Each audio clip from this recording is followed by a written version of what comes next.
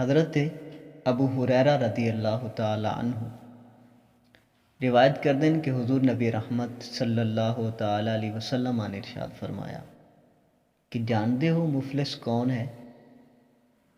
عرض کی کہ یا رسول اللہ صلی اللہ علیہ وسلم کہ مفلس وہ ہے کہ جس دے کول روپیہ پیسہ اور مال دولت نہ ہوئے۔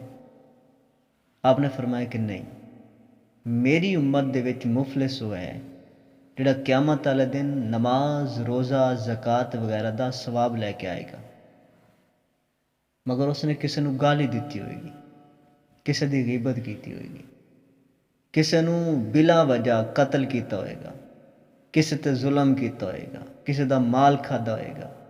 تو اس دیاں ساریاں نیکیاں انہاں لوگوں دے وچ تقسیم کر دیتیاں جان گیاں۔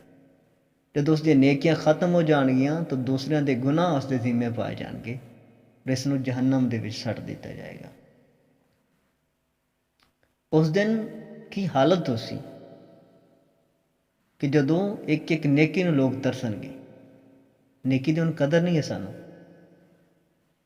بہت معمولی جے وقت دے وچ اسی نیکی حاصل کر سکنے ہیں، لیکن قیامت والے دن جدوں ایک ایک نیکی گھٹے گی ادو لوگ آکھن گے کہ کاش کہ اس دنیا تے کوئی نیکی کیتی ہوندی۔ قرآن پاک دی آیت نہیں، صرف ایک حرف پڑھن نال 10 نیکیاں ملدیاں۔ فرمایا آقا کریم علیہ الصلوۃ والسلام نے کہ الف لام میم پڑھن والے نو 10 نیکیاں نہیں بلکہ 30 نیکیاں ملدیاں۔ الف ایک حرف ہے، لام دوسرا ہے، میم تیسرا ہے۔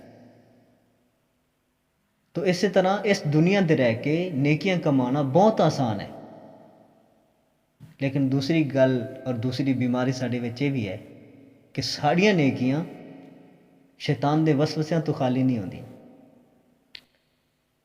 اسی کوئی نیکی کرن لگنے شیطان وسوسہ پانا شروع کر دینا ہے۔ اسی کوئی نیکی کرنے اس دے وچ بناوٹ آ جاندی ہے، ریاکاری آ جاندی، دکھلاوا آ جاندہ ہے۔ تو نیکی کرنا اتنا آسان بھی نہیں رہ گیا ہوں کہ شیطان نیکی کرنے نہیں دینا، وسوسے پیدا کردا ہے۔ اور دوسرا کہ جدو اسی کوشش کرنے ہیں تو پھر سارے اندر ریاکاری آ جاندی ہے۔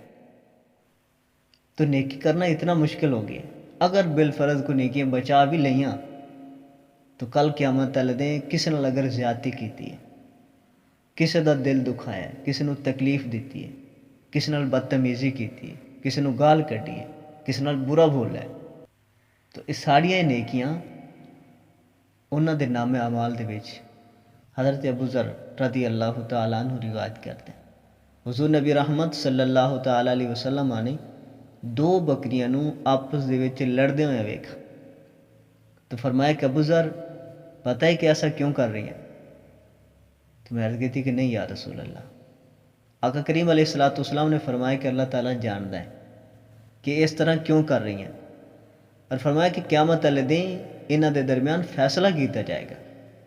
حضرت ابو ہریرہ رضی اللہ تعالیٰ عنہ قرآن کریم کی اس آیت وَمَا مِن دَابَّةٍ فِي الْأَرْضِ وَلَا طَائِرٍ يَطِيرُ بِجَنَاحَيْهِ إِلَّا أُمَمٌ أَمْثَالُكُمْ، یعنی زمین دے سارے جانور اور سارے پرندے تھوڑی طرح ایک امت ہیں۔ اس دے تحت تفسیر وچ فرماندے نے کہ قیامت والے دن ساری مخلوق جانور درندے پرندے وغیرہ اللہ تعالیٰ دی بارگاہ دے وچ پیش ہون گے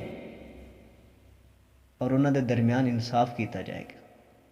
اگر 2 بکریاں دنیا تے رہ کے لڑیاں، ایک دے سر تے سنگ آئے دوسری گھونی آئی، سنگا تو بغیر آئی، تو گھونی بکری نو قیامت والے دے سنگ عطا کیتے جاسے، کس نے تینوں ٹکر ماری سنگ والی بکری نے اس دے بدلے نو برابر دی ٹکر مار، انہاں نو انصاف کر کے انہاں نو ختم کر دیتا جائے گا۔